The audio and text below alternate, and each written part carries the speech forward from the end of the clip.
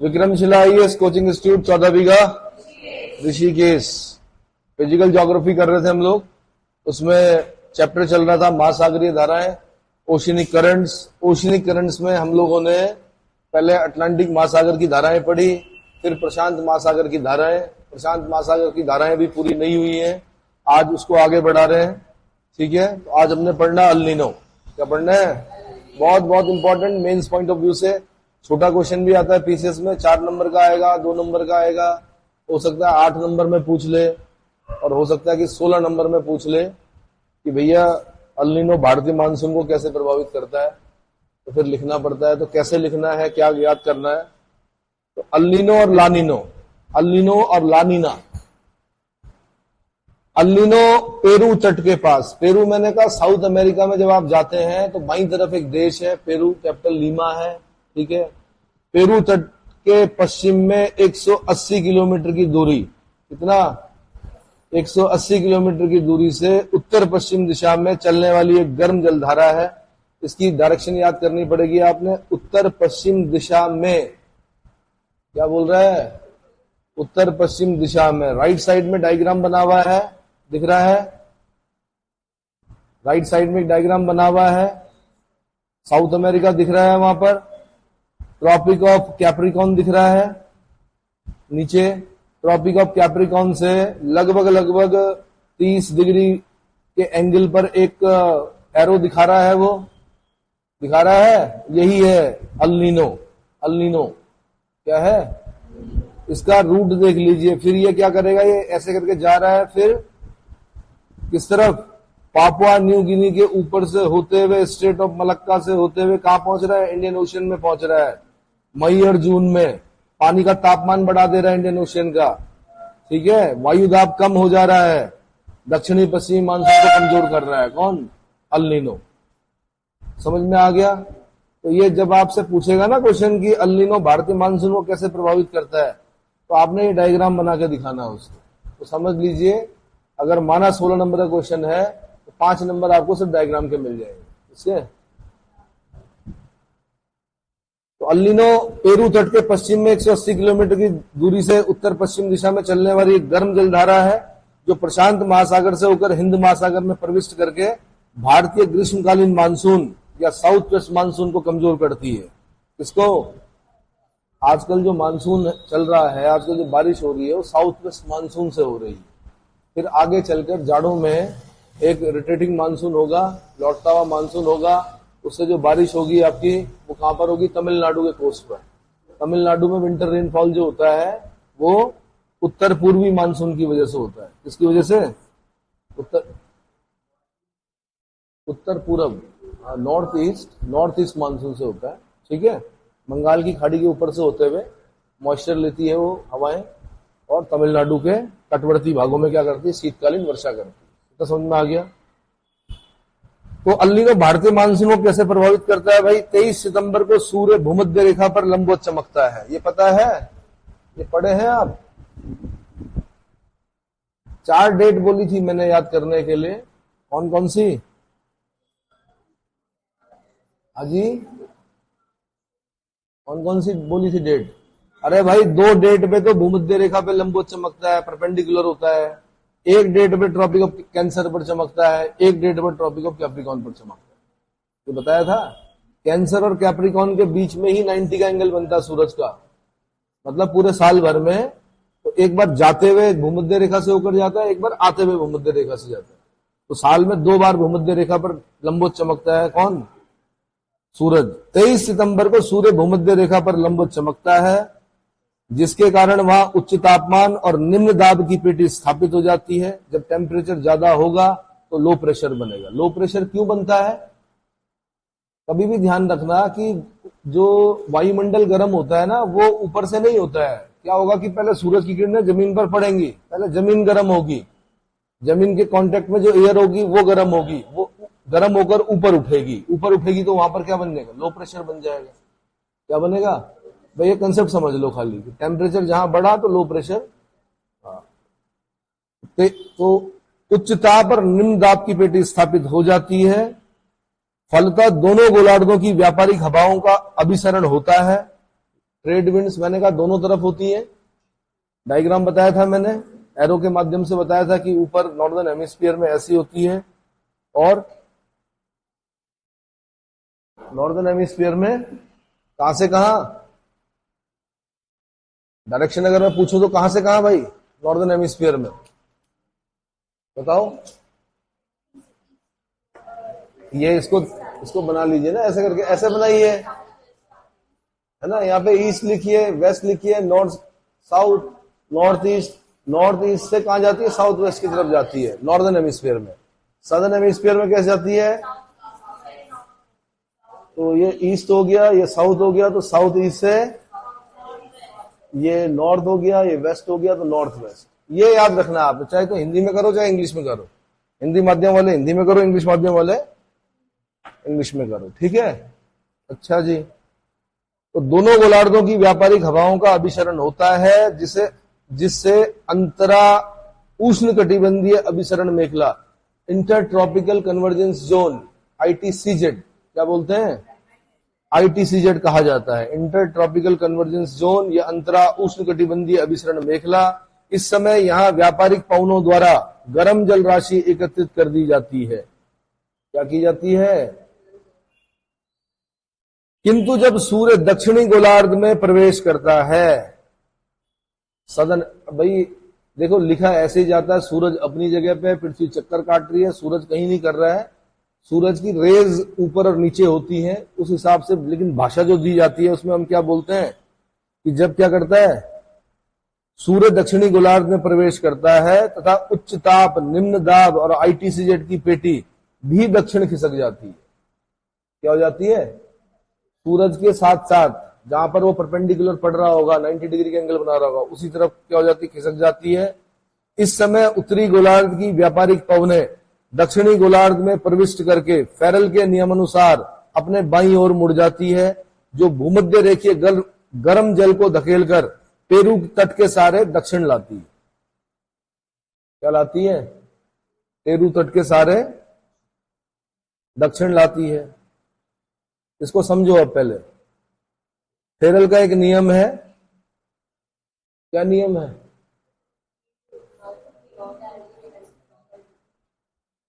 क्या नियम है, उत्तरी गोलार्ध की व्यापारिक पवनें दक्षिणी गोलार्ध में प्रविष्ट करेंगी तो फेरल के नियमानुसार अपनी कहां मुड़ जाएंगी, दाहिनी ओर मुड़ जाएंगी।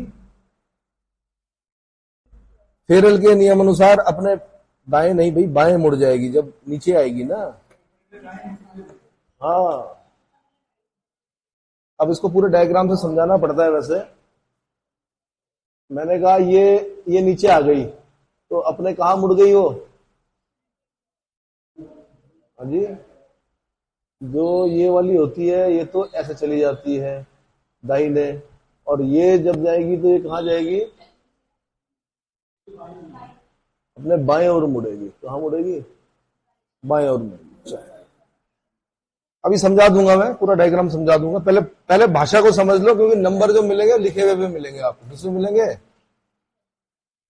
जब सूर्य दक्षिणी गोलार्ध में प्रवेश करता है तब उच्च दाब, निम्न दाब तथा ITCZ की पेटियां नीचे क्रमशः दक्षिण खिसक जाती हैं। इसी समय उत्तरी गोलार्ध की व्यापारिक पवनें दक्षिणी गोलार्ध में प्रविष्ट करके फेरल के नियमानुसार अपने बाईं ओर मुड़ जाती है, जो भूमध्य रेखीय गर्म जल को धकेलकर पेरू तट के सारे दक्षिण लाती है। यह गर्म जल धारा विपरीत पेरू धारा यानी काउंटर पेरू करंट कहलाती है। क्या कहलाती है, काउंटर पेरू करंट। ये वास्तव में विपरीत प्रशांत विषुवत रेखीय धारा का ही दक्षिणतम विस्तार है। किसका, अब साथ साथ आप चलते रहो ना उसे, वास्तव में विपरीत प्रशांत विषुवत रेखीय धारा का ही दक्षिणतम विस्तार है, जो यहां की ठंडी पेरू धारा की दिशा के विपरीत होती है। क्या होती है, पेरू की धारा जो है वो ठंडी है, जिसको हम्बोल्ट करंट भी बोलते हैं, उसके उल्टी डायरेक्शन में चल रही है। इस विपरीत गर्म पेरू धारा का जल 22 दिसंबर को मकर रेखा तक पहुंच जाता है। 22 दिसंबर वो डेट है जब सूर्य कहां पर चमक रहा होता है, मकर रेखा पर, ट्रॉपिक ऑफ कैप्रिकॉर्न पर चमक रहा होता है। तो मैं ये कह रहा हूं कि धारा कहां तक पहुंच गई, 22 दिसंबर को मकर रेखा तक पहुंच जाती है। इसका कारण इस समय मकर रेखा के लगभग आईटीसीजेड का पाया जाना है। आईटीसीजेड खिसक खिसक कर कहां तक आ गया, लगभग नीचे तक आ गया, मकर रेखा के आसपास तक आ गया, यानी ट्रॉपिक ऑफ कैप्रिकॉर्न तक आ गया। यहां इस समय गर्म एवं शीतल जलराशियों के मिलने से समुद्र में फाइटोप्लैंक्टन मिलते हैं, जिसके फलस्वरूप मछलियां पाई जाती हैं, किंतु जल की अधिक गहराई के कारण मत्स्यन कम होता है। इस समय यहां जल का तापमान सामान्य से 14 डिग्री फ़ारेनहाइट अधिक हो जाता है, जिसे समुद्र का बुखार कहा जाता है। आईएएस का क्वेश्चन है, समुद्र का बुखार किसे कहते हैं, कहां पर होता है समुद्र को बुखार, ठीक है। बल्कि मत्स्य उद्योग को क्षति पहुंचती है। यहां पर पहले तो मछलियां आती हैं, प्लैंक्टन्स आएंगे तो मछलियां आएंगी, मछलियां आएंगी तो बहुत ज्यादा मछलियां आ जाती। तब तक क्या हुआ, टेम्परेचर बढ़ गया 14 डिग्री फ़ारेनहाइट। मछली के लिए 5 डिग्री फ़ारेनहाइट भी मरने के लिए काफी होता है, ये तो 14 डिग्री फ़ारेनहाइट हो गया, तो मछलियां उल्टी हो जाती है। कहां पर, ये पेरूथट के सारे, इसी को बोलते हैं समुद्र का बुखार। ये भी यूपीएससी ने क्वेश्चन पूछा, किस महासागरीय धारा के कारण मत्स्य उद्योग को क्षति पहुंचती है। आंसर ये अल नीनो करंट। कौन सी, अल नीनो करंट। कारण पूछा क्यों, आपने बोलना कारण इसलिए क्योंकि यहां पर टेम्परेचर क्या होता है, 14 डिग्री फ़ारेनहाइट बढ़ जाता है। तो समझ में आ गया। डिग्री सेंटीग्रेड में चेंज करना चाहो तो फॉर्मूला बता रखा है मैंने, कौन सा है फॉर्मूला,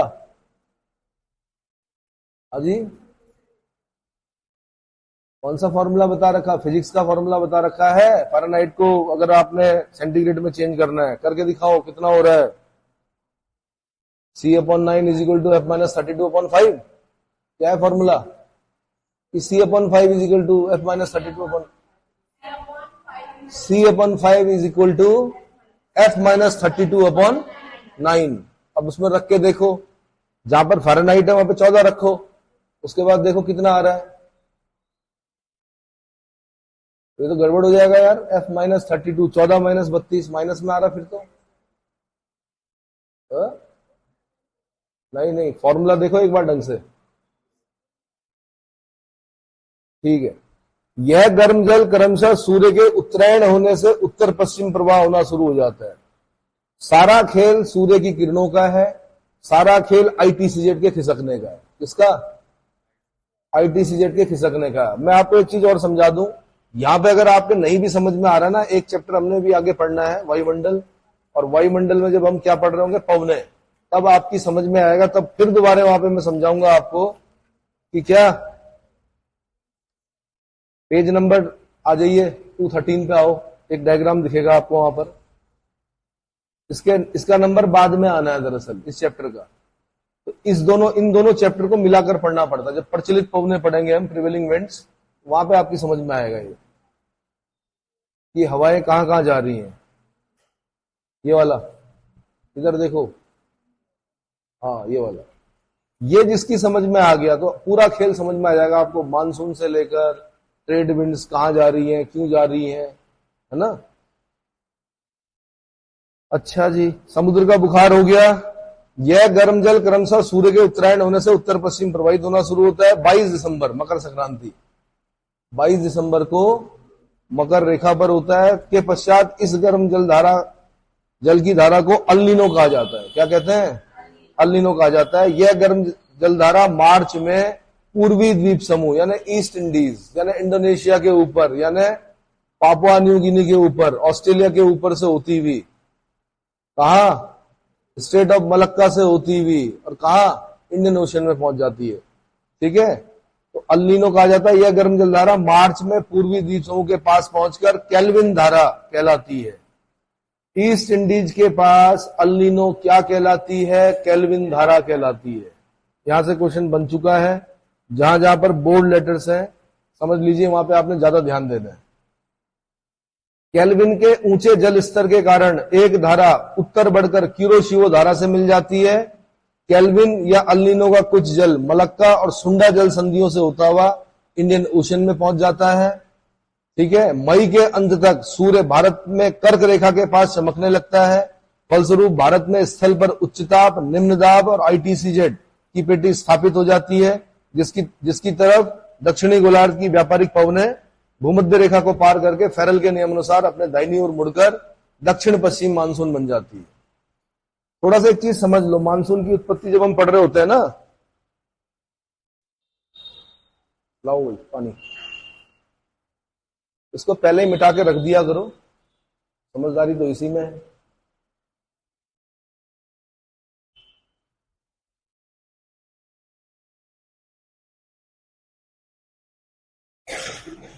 थोड़ा सा यहां पे मैं हल्का सा क्लियर कर देता हूं, ये लो, यहीं पर स्मार्ट बोर्ड की जरूरत पड़ती है भाई, टाइम वेस्ट होता है इसमें।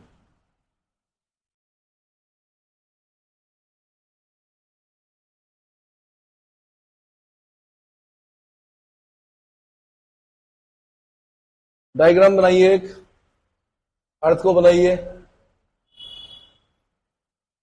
हल्का सा मुझे यहां पे समझाना पड़ रहा, तभी समझ में आएगा, नहीं तो नहीं आएगा। इसको 0 डिग्री इक्वेटर बनाइए, क्या बनाइए, 0 degree equator.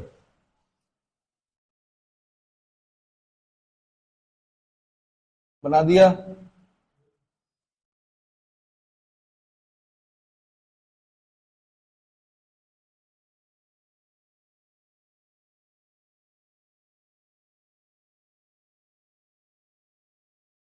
Zero degree equator के ऊपर यहां पे 5 बनाइए, यहां पे 5 बनाइए, 5 और 5, क्या बनाइए, यहां पे फिर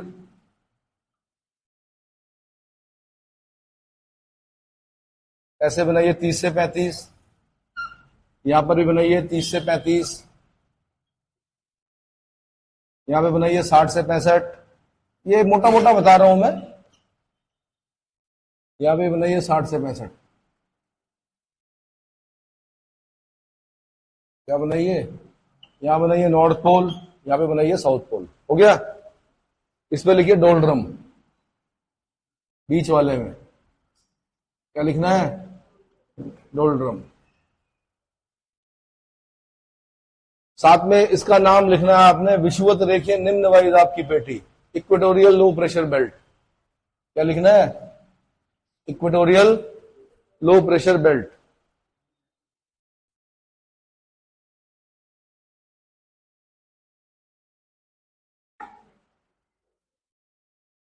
क्या लिखा,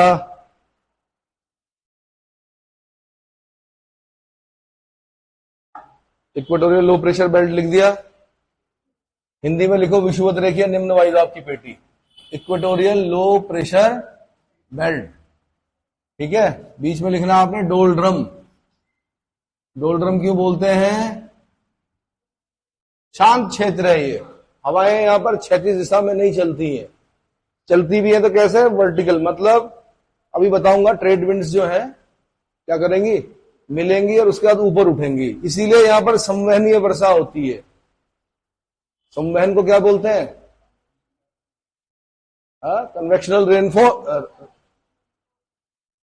रेनफॉल होता है यहां पर, कौन सा, संवहनीय वर्षा होती है, कहां पर, इस वाले क्षेत्र में क्या होगा कि दोनों जगह से ट्रेड विंड्स जो होंगी वो मिलेंगी, ऊपर उठेंगी, गर्म क्या होंगी, ऊपर उठेंगी, जब ऊपर उठेंगी तो मॉइस्चर लेके जाएंगी, ऊपर जब पहुंचेंगी तो संघनन हो जाएगा, कंडेंसेशन हो जाएगा, और जब संघनन होगा तो क्या होगी, वर्षा होगी। इसीलिए इस क्षेत्र में 3 बजे तक रोज भयंकर गर्मी होती है, 3 बजे के बाद भयंकर बरसात होती है, ठीक है। ये हो गया आपका कौन सा, इसको क्या बोलते हैं भाई,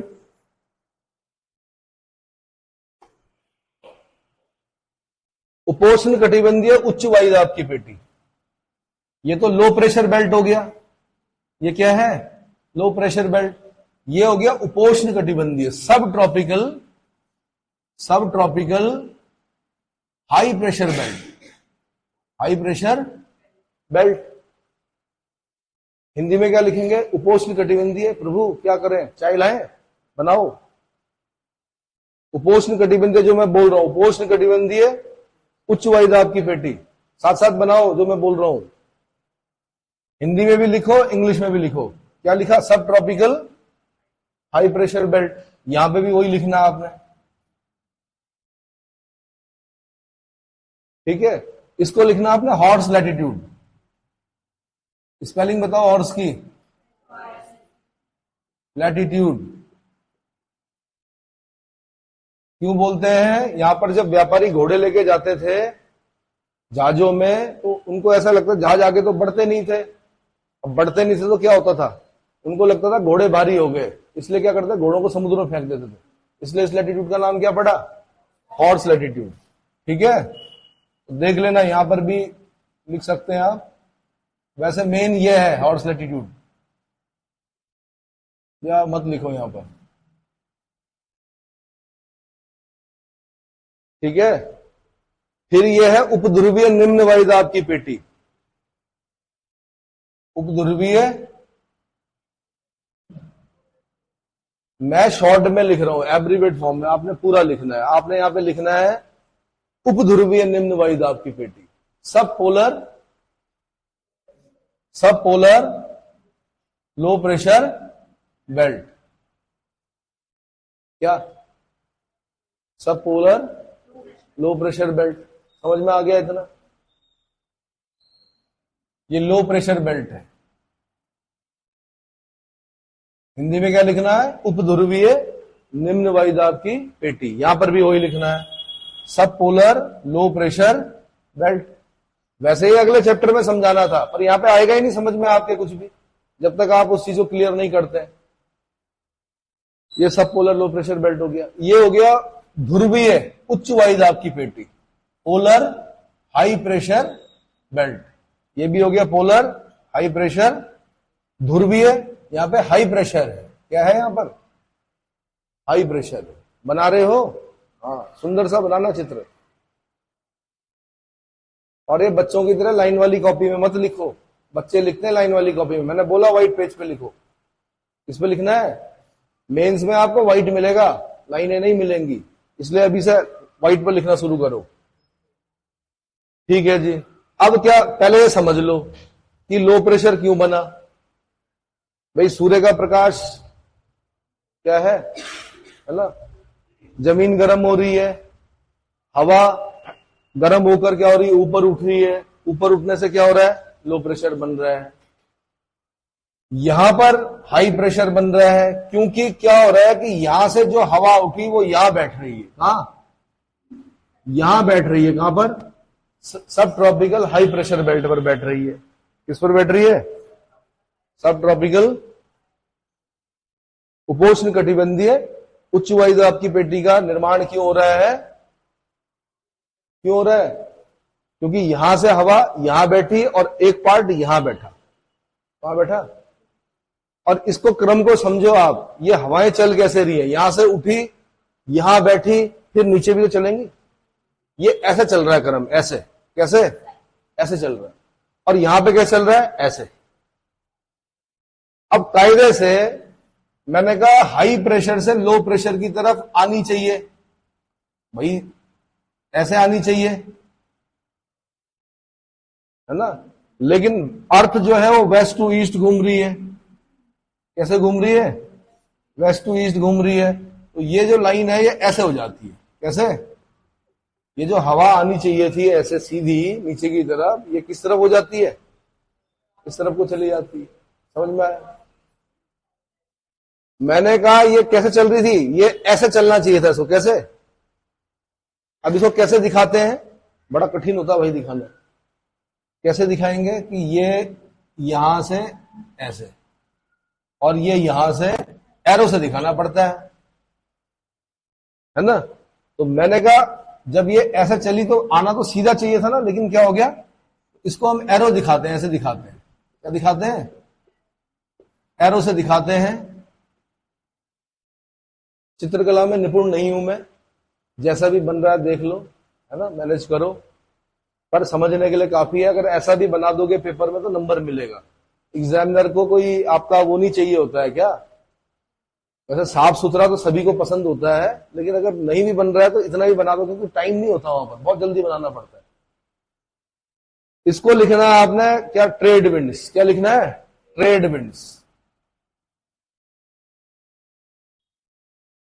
क्यों बोलते हैं इनको ट्रेड विंड्स, क्योंकि पाल वाले जहाज होते थे पहले, बड़े बड़े कपड़े देखे होंगे आपने, वो एक पिक्चर है कैरेबियन वाली, पायरेट्स ऑफ कैरेबियन, उनके जहाज देखे होंगे आपने। तो कैसे थे, पाल लगे हुए थे, तो उन पर ये टकराती थी हवाएं, तो उनकी स्पीड तेज होती थी। व्यापार में बड़ा काम आते थे ये हवाएं, व्यापारिक जहाजों को धकेलने में, इसलिए इनको क्या बोला, ट्रेड विंड्स। अब मैंने कहा इसने भी ऐसे चलना था, तो कायदे से इसको ऐसे जाना चाहिए था, लेकिन नहीं, अपने यही है फेरल का नियम कि उत्तरी गोलार्ध में अपने दाहिनी ओर और दक्षिणी गोलार्ध में अपने, गोलार्ध बोलते हैं आधा गोले को, हेमिस्फीयर, इंग्लिश में क्या बोलते हैं, हेमिस्फीयर। उत्तरी गोलार्ध में अपने दाहिनी ओर मुड़ जाती है हवाएं और दक्षिणी गोलार्ध में अपने बाईं ओर मुड़ जाती है। क्लियर हो गया? अरे भाई क्लियर हुआ? तब आएगी भाषा समझ में, नहीं तो नहीं आएगी। यहीं पे मैं मानसून को भी क्या कर रहा हूं, एक्सप्लेन करने की कोशिश कर रहा हूं। क्या कर रहा हूं? मानसून को भी समझा देता हूं कि मानसून होता क्या है। अब देखो भाई, मुझे आप डेट बता दो पहले कि ट्रॉपिक ऑफ कैंसर पर कब चमकता है, ट्रॉपिक ऑफ कैप्रिकॉर्न पर कब चमकता है, 0 डिग्री इक्वेटर पर कब कब चमकता है सूरज, 90 डिग्री का एंगल कब कब बनाता है, ये बताओ। जल्दी निकालो डेट। इसके लिए मैं एक और डायग्राम बना रहा हूं, ठीक है, क्योंकि वहां पे हौच पौच हो जाएगा एक ही डायग्राम में। दिख रहा है आपको? ये देखिए 0 डिग्री इक्वेटर, ठीक है, ट्रॉपिक ऑफ कैंसर। अब मैं इसको ट्रॉपिक ऑफ कैंसर और ट्रॉपिक ऑफ कैप्रिकॉर्न के हिसाब से दिखा रहा हूं। ट्रॉपिक ऑफ कैंसर और ये tropic of Capricorn, 23.5 degree south latitude, ये हो गया 0 डिग्री, और ये हो गया 23.5 degree north latitude. 23.5 degree north latitude को ट्रॉपिक ऑफ कैंसर बोलते हैं, 23.5 डिग्री साउथ लैटिट्यूड को ट्रॉपिक ऑफ, ये सब मैंने अपने पुराने जो क्लासेस हैं उसमें बता रखी, और आप लोग नहीं देखते तो इसलिए क्लियर नहीं होती आपकी चीजें, दोबारा बताना पड़ रहा है मेरे को, ठीक है। अब मैंने कहा डेट बताओ, ये पहले यहां पर चलते हैं, कब कॉमन सेंस होता है, गर्मी कब होती है आपके देश में? हाँ जी, आज कितनी तारीख है? यहां की डेट बताना मुझे बिल्कुल सही सही। क्या चीज? 21 जून, 21 जून लिख दूं यहां पे, ठीक है। यहां पर 21 मार्च, 23 सितंबर, यहां पर 22 दिसंबर। सूरज अपनी जगह पे है, पृथ्वी घूम रही है, सूर्य का प्रकाश, क्योंकि 23.5 डिग्री झुकी हुई है पृथ्वी, इसलिए सूर्य का प्रकाश ऐसे, मतलब कैंसर से कैप्रिकॉर्न, मतलब इससे ऊपर कहीं पर भी 90 डिग्री का एंगल नहीं बनाता सूर्य का प्रकाश, या यहां पर भी कहीं नहीं बनाता है, बस इसी के बीच में बनाएगा 90 डिग्री का एंगल, ठीक है। अब मैंने कहा कि भाई जब ये 21 मार्च, ये इसके आसपास यहां पर मैं एक बेल्ट बना रहा हूं, जो डोल्ड्रम वाली बेल्ट है ना, मैं उसको बना रहा हूं, माना मैं यहां पर हूं इस डेट पर, तो जो ट्रेड विंड्स हैं वो क्या कर रही है, यहां पर क्या कर रही है, मिल रही है, अभिसरण हो रहा है, अभिसरण होकर मैंने कहा ऊपर उठ रही है, उस क्षेत्र में संवहनीय वर्षा हो रही है। लेकिन जब सूर्य उत्तरायण होगा, उत्तरायण का मतलब सूर्य की प्रकाश जो है ऊपर की तरफ जब जाएगा तो आईटीसीजेड भी खिसक जाएगी भाई, क्या हो जाएगी, आईटीसीजेड भी खिसक जाएगी। तो मैं इसको मिटाना पड़ेगा मुझे थोड़ा सा। जब आईटीसीजेड खिसक जाएगी तो क्या होगा,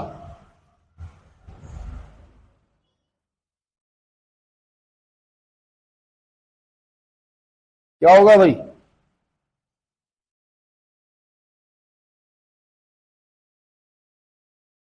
पहले यहां पे मिल रही थी, आईटीसीजेड नीचे बन रहा था। अब मैंने कहा इसने क्या किया, जो यहां की ट्रेड विंड्स है ना, ये पार कर गई किसको, 0 डिग्री इक्वेटर को। अभी तक ये ट्रेड विंड जो थी ये दक्षिणी गोलार्ध में थी, दक्षिणी गोलार्ध की ट्रेड विंड कहां पहुंच गई, 0 डिग्री इक्वेटर को पार कर गई, हेरल का नियम लगा और अपने दाहिनी ओर मुड़ गई। क्या हो गई, ये रहा आपका भारत, माना आपका क्या, मेरा, पहले मेरा फिर आपका, पहले मैं हुआ ना इस देश में, तो ये रहा हमारा प्यारा भारत। इसका मतलब ये जो मानसून है ये क्या है, ट्रेड विंड को नाम दीजिए, east, west, north, south, south east. जो साउथ ईस्ट वाली ट्रेड विंड्स हैं वो जब 0 डिग्री इक्वेटर को पार करती है तो उस पर फेरल का नियम लगा, अपने दाहिनी ओर मुड़ी। तो ये वो हवाएं हैं जो आपके यहां बारिश लेके आ रही है, ये वो हवाएं हैं कौन सी, साउथ ईस्ट मानसून।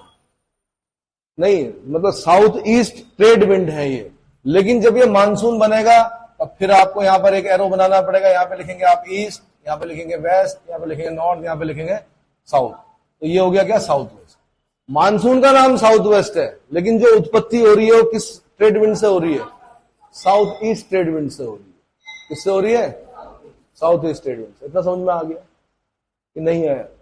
वही कहानी चल रही थी, उसके लिए इतना मुझे समझाना पड़ा। अब जब मैं यहां तक आई गया तो मैं थोड़ा आगे भी समझा देता हूं। ये जो पेटियां है ना, ये जो पेटियां दिख रही हैं आपको, हाई प्रेशर लो प्रेशर, ये दरअसल कुछ तापजनित है और कुछ गतिजन्य है। तापजन्य और गतिजन्य, तो उसको इंग्लिश में देख लो। ताप की वजह से लो प्रेशर बन रहा है तो तापजन्य, और अगर पृथ्वी की गति की वजह से लो प्रेशर बन रहा है या कुछ प्रेशर बन रहा है तो गतिजन्य बोल रहे हैं। यहां पर ठीक है कि यहां पे जी गर्मी होती है, सूर्य की किरणें डायरेक्ट पड़ती हैं, गर्म होता है, हवा गर्म होती है, जमीन गर्म होती है, जमीन के कांटेक्ट वाली हवा गर्म होती है, वो ऊपर जाती है, लो प्रेशर बन जाता है। इसको मैं बोल रहा हूं तापजन्य है। ये क्या है, तापजन्य है। क्या है, अच्छा ध्रुव में भी मैं बोल रहा हूं तापजन्य है, क्योंकि बहुत ठंड है, बैठती हैं हवाएं, इसकी क्या, इसकी वजह से हाई प्रेशर बनता। तो ये क्या, ये भी तापजन्य है। क्या है, तापजन्य। ये भी तापजन्य है नीचे वाली। तापजन्य मतलब ताप की वजह से जिसका जन्म हुआ, चाहे ताप ठंडा हो चाहे ताप गर्म हो, ठीक है। ये जो है, ये वाली जो ये इधर, ये कौन सी हो गई, ये गतिजन्य हो गई। क्या हो गई, ये गतिजन्य हो गई। एक बार चेक कर लो जरा। हाई प्रेशर हमेशा ठंडी जगहों पर बनता है। मैं बोल रहा हूं यार 30 से 35, 23.5 डिग्री के आसपास वाला क्षेत्र है, गर्म ही होगा। कैसा होगा, छत्तीसगढ़ में जाके देखना, या 8 जो राज्य हैं जहां से ट्रॉपिक ऑफ कैंसर जाती है, वहां से जाके देखो। हम तो ट्रॉपिक ऑफ कैंसर से बहुत ऊपर है ऋषिकेश में, हाल देख लो क्या हो रखे है ना। स्नान करके आए थे सुबह, लेकिन क्या है, तो वही स्थिति यहां पर भी तो होगी। तो यहां पर तो कायदे से क्या बनना चाहिए था, लो प्रेशर बेल्ट बनना चाहिए था। हाई प्रेशर क्यों बना, ये इसकी वजह से। ये बैठी जो भाई, इधर से ट्रेड विंड चली, ऊपर उठी, फिर नीचे कहां पर जाके बैठी, यहां पर बैठी और यहां पर बैठी। तो यहां दोनों जगह क्या होगा, जब हवाएं बैठेंगी जहां पर, वहां पर हाई प्रेशर बनेगा। क्या बनेगा, हाई प्रेशर बनेगा। अब भाई ये हाई प्रेशर है, ये लो प्रेशर है, क्या है। तो यहां पर भी हवाएं चलती हैं और उनकी डायरेक्शन भी मैंने कहा ऐसी होनी चाहिए सीधी, लेकिन मैंने कहा अपनी दाहिनी ओर, क्या अपनी दाहिनी ओर मुड़ेंगे। ये देख लो, इनको क्या बोलते हैं, इनको बोलते हैं वेस्टर्लीज। क्या बोलते हैं इनको, वेस्टर्लीज, पछुआ हवाएं। भैया 8th 9th 10th में मैम की क्लास को अगर ढंग से पढ़ लिया होता तो मुझे पढ़ाने की जरूरत नहीं पड़ती है। 8th 9th 10th में है मेरे ख्याल से ये चीजें सारी, है ना। है भाई, मैं दिखा दूंगा आपकी किताबों में। इसको क्या बोलते हैं, वेस्टर्लीज।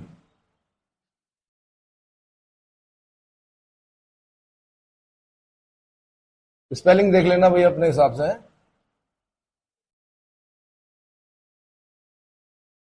इसको बोलते हैं पछुआ पवने, लिखो। चलो समझ लो पहले, क्योंकि वीडियो में तो दिखेगा नहीं, इसलिए लिखो। मैं बोल रहा हूं वेस्टर्लीज, पछुआ पवने। क्या बोलते हैं इसको, पछुआ पवने। अब भाई ये लो प्रेशर क्यों बना है यहां पर, लो प्रेशर तो वहां पर बनता है जहां गर्म हो रहा हो, सूर्य का ताप पड़ रहा हो, सूर्य किरण तो 60-65 पे कहीं डायरेक्ट होती नहीं है ना। क्योंकि मैंने कहा कि हम बोलते हैं भाई कि ये वायुमंडल है माना, क्या है, एटमॉस्फेयर है अगर, तो यहां तक तो ठीक है, यहां तक तो सूरज की किरण ऐसे पड़ रही है। वायुमंडल में कितना चलना पड़ा, उसे कितना ट्रेवल करना पड़ा, इतना ही करना पड़ा। लेकिन यहां की अगर मैं बात कर रहा हूं, यहां पे भी एक आदमी धूप सेक रहा है ऊपर, ठीक है, इसको धूप दिख तो रही है, लाइट दिख रही है, और गर्मी मिल ही नहीं रही इसको। क्यों नहीं मिल रही, क्योंकि यहां पर अब इसके बाद जो ट्रेवल करेगा ना, वो ये रूट है, ज्यादा लंबा रूट तय कर दिया किसने? सूर्य की किरणों ने। और अगर आप फिजिक्स वाले हैं तो जो एनर्जी पैकेट्स होते हैं, फोटॉन्स बोलते हैं, तरंग प्रकृति भी होती है प्रकाश की, और क्या होती है? एनर्जी पैकेट, कण प्रकृति भी होती है ना, एनर्जी पैकेट्स के रूप में भी जाता है। तो जो एनर्जी मतलब जो एनर्जी है ना उस लाइट की, वो क्या होती है? स्कैटर्ड हो जाती है, एब्जॉर्ब हो जाती है। तो यहां तक जो आदमी धूप सेक रहा है ऊपर रूस में बैठ के, उसे गर्मी नहीं लग रही। यहां हमारी छत में धूप सेक के दिखाए, है ना, उस पर एक आजकल बना हुआ भी है, एकदम से काला हो जाता है आदमी नौतपा में। नहीं, सूरज को बोलता है वो कि तेरी गर्मी देखेंगे, और थोड़ी देर में क्या हो जाता है? धुआं निकल रहा होता है उससे। नहीं देखा होगा आपने। तो आजकल तो ऐसी, मतलब इससे पहले ऐसी गर्मी पड़ी नौतपा जब चला, इतनी भयंकर गर्मी थी। तो यहां पर क्यों नहीं हो रही? इतना डिस्टेंस कवर करना पड़ रहा वायुमंडल से। वायुमंडल से जितना लंबा प्रकाश क्या करेगा? रास्ता तय करेगा। समझ लो उस लाइट में उतनी क्या नहीं होगी? ताप नहीं होगा, मतलब गर्मी नहीं होगी। लाइट पहुंचेगी पर क्या नहीं मिलेगा। इसीलिए वहां कल्चर है कि वो लोग कपड़े उतार कर समुद्र के तटों पर क्या करते हैं? रेत लगा के लेटे रहते हैं। क्यों? क्योंकि वहां उनके पास विटामिन डी की कमी है, सूरज है ही नहीं। वेस्टर्ली समझ में आ गया। अब क्या होता है? फिर लो प्रेशर से हाई प्रेशर से लो प्रेशर की ओर क्या चलती है? ध्रुवीय हवाएं चलती हैं। क्या चलती हैं? इनको बोलते हैं पोलर विंड्स। क्या बोलते हैं? Polar winds. क्या बोलते हैं? हमेशा हाई प्रेशर से लो प्रेशर की तरफ चलेंगे। इनको क्या बोलते हैं भाई? ध्रुवीय हवाएं। खतरनाक ठंडी हवाएं होती हैं। अब यही चीज हमें ना, देखो ये वाला डायग्राम कहां कहां पे काम आएगा? जब हम चक्रवात पढ़ रहे होंगे वहां पे भी काम आएगा, जब हम मानसून पढ़ रहे हैं यहां पर भी काम आ रहा है। कई चैप्टर्स में ये डायग्राम काम आता है।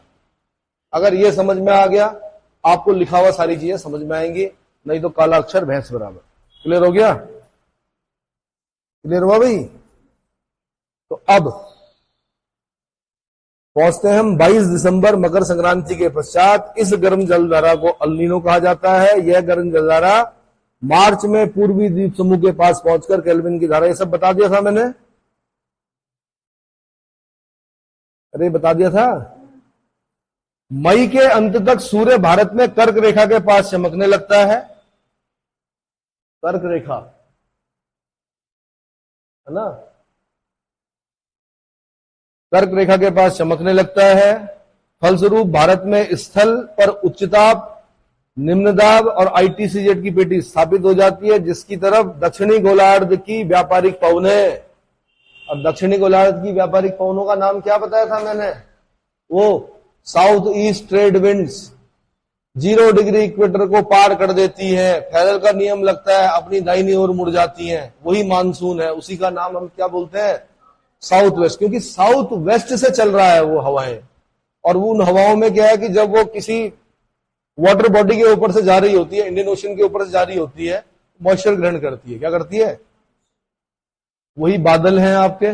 वही आपके बादल क्या होते हैं? आपके देश में आते हैं, सबसे पहले केरला से टकराता है, उसके बाद धीरे धीरे देश के अन्य भागों में, फिर हिमालय रूपी जो दीवार है वो क्या करती है? उसके लिए रुकावट बनती है और फिर वर्षा करती है ना।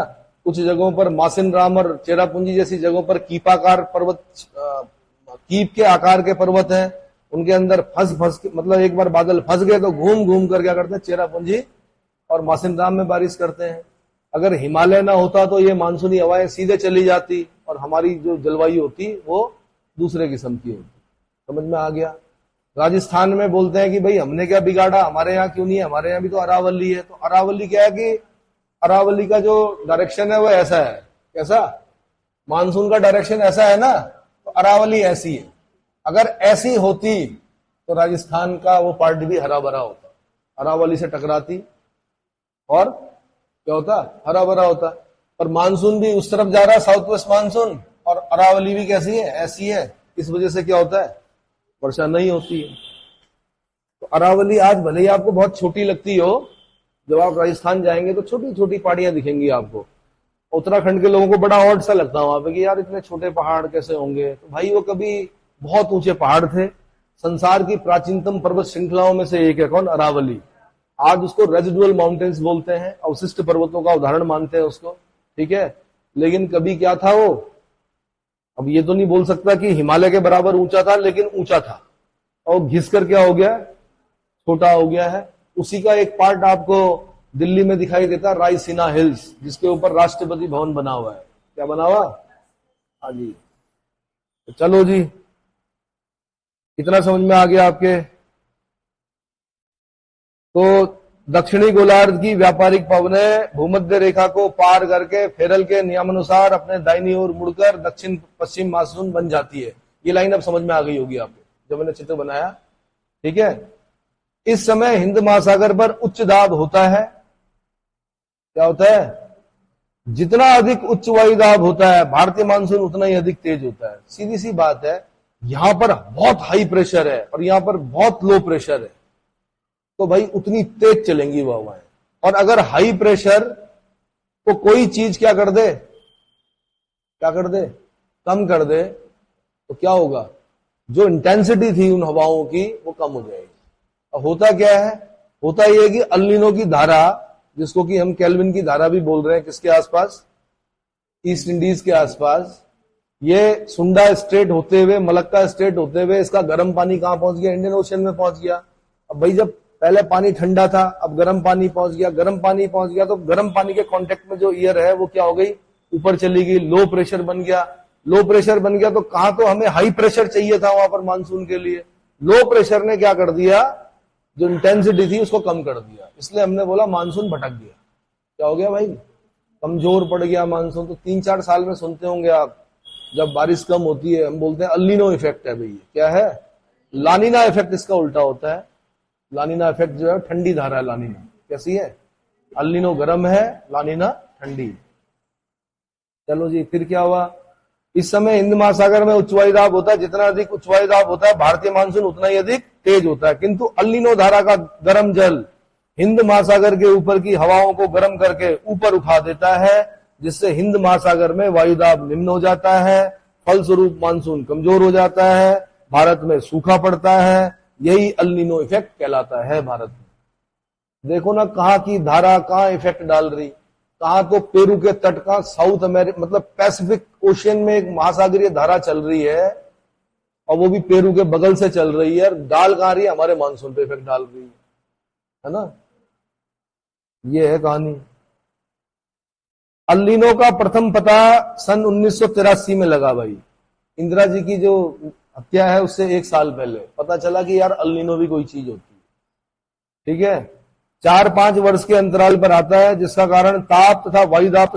तो क्या क्या याद रखना है आपने? एक तो अल नीनो की जो पता चला 1983 में पता चला, ये याद रखना है। दूसरा, 4-5 वर्ष के अंतराल पर आता है।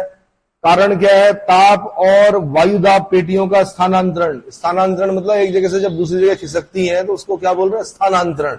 स्थान में अंतरण। स्थान में अल नीनो के परिणाम स्वरूप भारत में सामान्य रूप से सूखा पड़ता है, किंतु यदि उसी वर्ष थार के मरुस्थल से उठने वाली संवहन तरंगों और हिमालय के बर्फ के अल्बिडो और तिब्बत ऊष्मा स्रोत से उठी गर्म हवाओं से बनी पूर्वा जेट अधिक शक्तिशाली होकर हिंद महासागर पर उतरती है, तब हिंद महासागर पर वायुदाब बढ़ जाता है। आपसे क्वेश्चन पूछ सकता है कि भाई अल नीनो इफेक्ट है, लेकिन फिर भी वर्षा सामान्य हुई, मानसून सामान्य रहा, क्यों? आपने बोलना है कि पूर्वा जेट। उसका कारण क्या है? जेट स्ट्रीम वाला चैप्टर में जब आएगा मैं पढ़ाऊंगा कि जेट स्ट्रीम क्या होती है। ऊपर चलती है, बहुत तेज गति होती है जेट स्ट्रीम की। आपने स्पेशल याद रखना पूर्वा। क्या याद रखना है? पूर्वा जेट उतरती है कहां पर? इंडियन ओशन में। पूर्वा जेट कहां पर उतरती है? इंडियन ओशन में। अब पूर्वा जेट कैसी है? ठंडी है। इंडियन ओशन में उतरेगी तो यार क्या करेगी? वहां पर हाई प्रेशर बनाएगी। जब हवाएं उतरती हैं तो क्या होता है? हाई प्रेशर बनती है। तो अल नीनो अपना इफेक्ट दिखा रहा था, लेकिन तभी पूर्वा जेट उतर गई और हमारा मानसून क्या हो गया? ठीक रहा। समझ में आ गया? तो आपने 2-3 चीजें थोड़ा भी लर्न कर लीजिए, बाद में धीरे धीरे समझ में आएगा कि थार मरुस्थल से उठने वाली संवहन तरंगों, क्या बोलते हैं संवहन को इंग्लिश में? Convection, convention, convection. तो संवहन तरंग, कन्वेक्शन वेव्स जो है, तरंगों क्या बोलते हैं आप? वेव्स। संवहन तरंगों, हिमालय के बर्फ के अल्बिडो, अल्बिडो की डेफिनेशन पढ़नी है आगे, 20 शब्दों में क्वेश्चन पूछेगा वो, आगे बताऊंगा मैं अभी। और तिब्बत ऊष्मा स्रोत से उठी गर्म हवाओं से बनी पूर्वा जेट अधिक शक्तिशाली होकर हिंद महासागर पर उतरती है, तब हिंद महासागर पर वायुदाब बढ़ जाता है तथा अल नीनो का प्रभाव नगण्य हो जाता है। नेग्लिजिबल बोलते हैं, नगण्य मतलब नगण्य हो जाता है। इसलिए कभी कभी अल नीनो के आने के बावजूद भी भारतीय मानसून सामान्य रहता है। अगर मेरे को पेपर बनाने के लिए दिया जाता, मैं यहां से क्वेश्चन पूछता कि अल नीनो के आने के बावजूद क्या भारतीय मानसून सामान्य रहा, क्यों? नंबर 1 बोलो, नंबर 1 थार मरुस्थल से उठने वाली संवहन तरंगों, एक एक करके पढ़ो ऐसे। फिर 2 हिमालय के बर्फ के अल्बिडो, 3 तिब्बत ऊष्मा स्रोत से उठी गर्म हवाओं। अब तीनों को क्या करो, एक ब्रैकेट में रखो, से बनी पूर्वा जेट के इंडियन ओशन में उतरने के कारण, और बस यही आंसर है। समझ में आ गया? इसलिए कभी कभी अल नीनो के आने के बावजूद मैंने कहा भारतीय मानसून सामान्य रहता है। जेट स्ट्रीम के अधिक तीव्र होने से हिंद महासागर पर वायुदाब सामान्य की अपेक्षा अधिक हो जाता है, जिससे अल नीनो के आने पर भी भारतीय मानसून सामान्य से अधिक सक्रिय हो जाता है।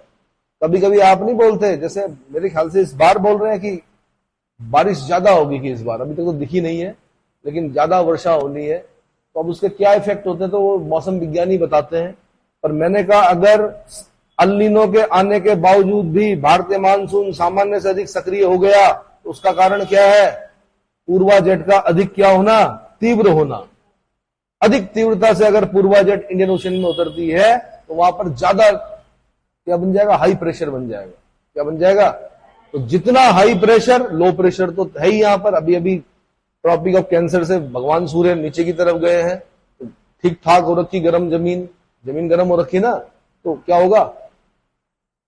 उसी तीव्रता से मानसूनी हवाएं आएंगी और उसी क्या करेंगी? प्रस्फोट होगा फिर वर्षा का। जिस वर्ष अल नीनो नहीं आता है उस वर्ष भारतीय मानसून सामान्य रहता है। इसका कारण पेरू के तट से चलने वाली शीतल जल की धारा, जिसे लानिना कहा जाता है। लानिना भी एक काउंटर ओशनिक करंट है। कैसी है? यहां से क्वेश्चन बनाता मैं, लानिना है, ऑप्शन देता खूब सारे, उसमें एक ऑप्शन होता काउंटर ओशनिक करंट या एक प्रतिसागरीय धारा, तो यही आंसर होता। इसका आविर्भाव पश्चिमी प्रशांत महासागर में उस समय होता है। पश्चिमी प्रशांत महासागर, यह ध्यान रखना, अपने एटलस में मत कर लेना पश्चिम, ग्लोब पर आना। किस पर आना? क्योंकि आपके जो एटलस का पूरब पश्चिम गड़बड़ा जाता है, आधा इधर आधा उधर, पता ही नहीं चलता बच्चों को कि पूरब किधर पश्चिम किधर। ग्लोब पर देखना इस चीज को। पश्चिमी प्रशांत महासागर इधर पश्चिमी प्रशांत महासागर में उस समय होता है जब पूर्वी प्रशांत महासागर में अल नीनो का प्रभाव समाप्त हो जाता है। वैज्ञानिकों का मानना है कि पश्चिमी प्रशांत महासागर में अल नीनो द्वारा जनित अति सूखे की स्थिति को लानिना बदल देती है तथा आर्द्र मौसम को जन्म देती है। लानिना के आविर्भाव के साथ पश्चिमी प्रशांत महासागर के उष्णकटिबंधीय भाग में ट्रॉपिकल, उष्णकटिबंधीय मतलब ट्रॉपिक्स के बीच वाले पार्ट को हम क्या बोलते हैं? ट्रॉपिकल बोलते हैं। 23.5 degree north latitude, 23.5 degree south latitude, उष्णकटिबंधीय क्षेत्र। ठीक है, के तापमान में वृद्धि होने के कारण वाष्पीकरण अधिक होने से इंडोनेशिया एवं समीपवर्ती भागों में सामान्य से अधिक जल वर्षा होती है। भारत में भी ग्रीष्मकालीन मानसून अधिक सक्रिय हो जाता है। कितना समझ में हो गया? इसको मैं यहीं पर वो कर रहा हूं। उसके बाद आगे पढ़ना हमने इंडियन ओशन की धाराएं, महासागर, हिंद महासागर की धाराएं।